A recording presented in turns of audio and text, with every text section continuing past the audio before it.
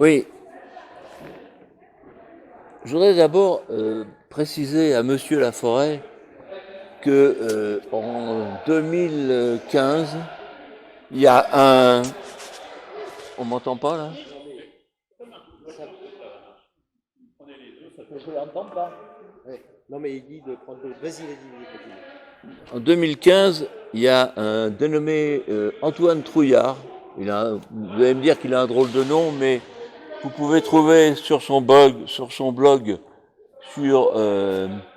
Mediapart, un texte qu'il a écrit en 2015 et qui dit exactement ce que vous avez prescrit comme système, c'est-à-dire trouver quelqu'un qui va se faire élire président de la République avec l'objectif de changer la Constitution. C'est-à-dire qui s'engage à changer la Constitution à partir du moment où il est élu. Alors on avait même dit à cette époque-là qu'il fallait trouver quelqu'un qui avait de la notoriété mais qui n'était pas plongé dans le système. Il y avait des noms qui avaient circulé. Bon. Et puis qu'est-ce que c'est devenu? Ben, c'est devenu rien. Parce que le peuple, les citoyens, aujourd'hui, on raisonne sur des citoyens qui sont conscients. Or, moi, je prétends que les citoyens, aujourd'hui, sont inconscients. Pourquoi est-ce qu'ils sont inconscients? Parce que il y a plusieurs facteurs. D'abord, il y a le facteur qui est dû à l'état actuel du gouvernement, c'est-à-dire le facteur de la peur. Ce gouvernement est un gouvernement terroriste et il y a énormément de gens qui ont peur du terrorisme. Alors c'est vrai, il y a des manifestations qui tous les samedis vont aujourd'hui se battre contre le pass sanitaire, et là ils ont raison, parce que c'est une véritable honte.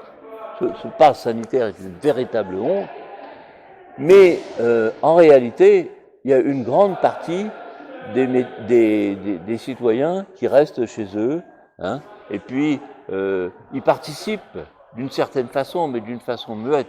Hein. Ils regardent les manifs sur BFM TV, comme ils faisaient d'ailleurs pour les Gilets jaunes. Les Gilets jaunes, c'était devenu un spectacle télévisuel. C'était une série télévisée. Et je ne sais pas si vous avez remarqué, mais le pouvoir est vachement malin. Parce que toute la journée, il passait des images, mais vous n'entendiez jamais les slogans. Jamais. Hein? Et donc, ça c'est le premier. Le peuple, aujourd'hui, on a trouvé une invention qui s'appelle la télévision. Hein, ça date pas d'hier qu'on dénonce cette invention comme une invention diabolique, hein, puisqu'il y avait des philosophes qui l'ont dénoncé il y a bien longtemps. Hein, et le peuple est complètement domestiqué par la télévision. J'utilise Alors en plus de ça, il est domestiqué par autre chose, qui lui fait comprendre que tant qu'il pourra, ça sera bien. C'est la consommation. Je ne sais pas si moi j'ai des souvenirs, j'ai quand même un certain âge et j'ai des souvenirs, et j'ai pas le souvenir depuis l'apparition des centres commerciaux en 1970 et quelques années. J'ai pas le souvenir d'avoir vu un autre slogan que ici la vie est moins chère. Parce que c'est partout. Regardez par exemple, on était à Intermarché, tous unis contre la vie chère. Qu'est-ce que ça veut dire? Ça veut dire tout simplement que moins on paiera les gens et plus on leur offrira des consommations au bon marché. Parce qu'on va les chercher en Chine. Hein, on va les chercher en Chine, tout ça en Chine. On empoisonne les gens. Aujourd'hui, c'est fabuleux. On empoisonne la population avec des produits frelatés, des mauvais produits. Hein, et ce sont les laboratoires pharmaceutiques qui récoltent le fruit de ce brigandage. Hein, parce qu'ils vendent des médicaments aux gens qui sont malades derrière. Donc c'est extraordinaire. Le système est extraordinaire. Donc il faut... Alors, on a parlé politique, jusque-là on parle politique, Mais est-ce qu'on ne peut pas parler de sociologie aussi? De dire, est-ce que les citoyens, est-ce qu'on ne pourrait pas travailler sur leur comportement?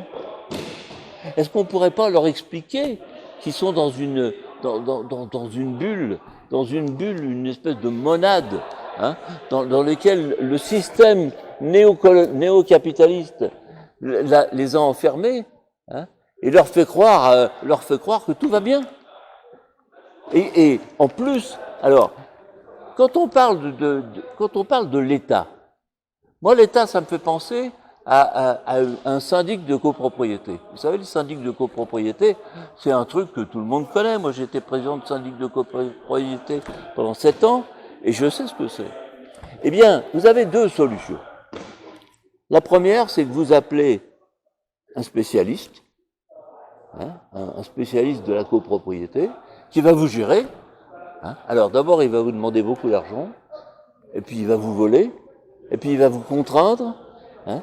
Et puis la deuxième solution, c'est que vous disiez à ces gens-là, allez vous faire voir, et nous, on va faire nous-mêmes. Eh bien, la démocratie, c'est la deuxième solution. C'est-à-dire que, au fond, finalement, il s'agit de s'occuper de nos affaires, hein, et de ne pas croire ce que les gens... Il y avait une chanson, autrefois, il y avait un chanteur qui chantait une chanson fabuleuse qui s'appelait « Éteignez les postes de télévision ». Hein, eh bien, il avait bien raison. Et je pense que, bien sûr, le problème, il est politique, mais il est aussi social. Il est aussi social parce que on a, De Gaulle disait la France est un peuple de veaux, hein, et aujourd'hui, les néolibéraux se sont arrangés pour que ça devienne vrai, quoi, hein, grosso modo. Voilà,